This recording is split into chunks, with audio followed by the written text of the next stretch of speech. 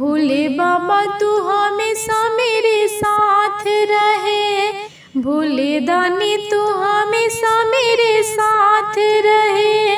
मेरे सर पे सदा तेरा हाथ रहे, मेरे सर पे सदा तेरा हाथ रहे। भोले दानी तू हमेशा मेरे साथ रहे, भोले दानी तू हमेशा मेरे साथ रहे।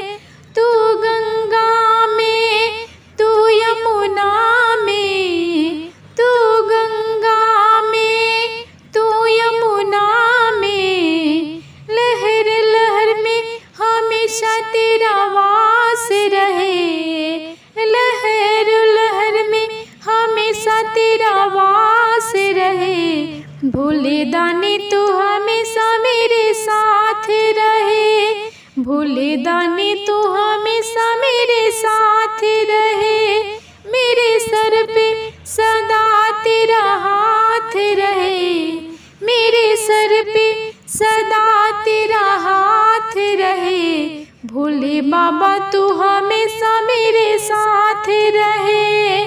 तू सूरज में, तू चंदा में, तू सूरज में, तू चंदा में। तारों तारों में हमेशा तेरा वास रहे, तारों तारों में हमेशा तेरा वास रहे।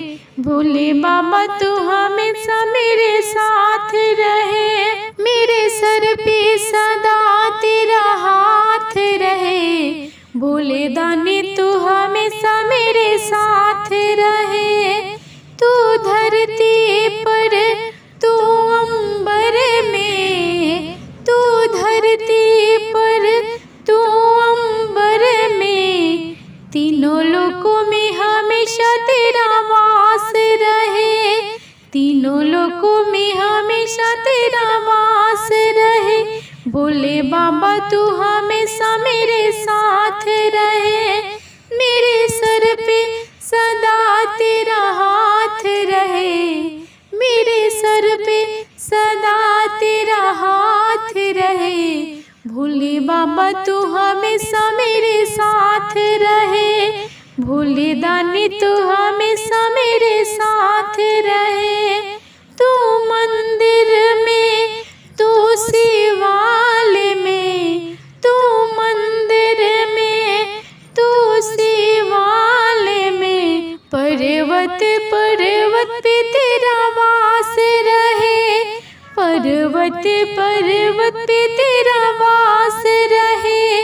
भोले बाबा तू हमेशा मेरे साथ रहे, मेरे सर पे सदा तेरा हाथ रहे, मेरे सर पे सदा तेरा हाथ रहे। भोले बाबा तू हमेशा मेरे साथ रहे, भोले दानी तू हमेशा मेरे साथ रहे। मेरे दाता तू हमेशा मेरे साथ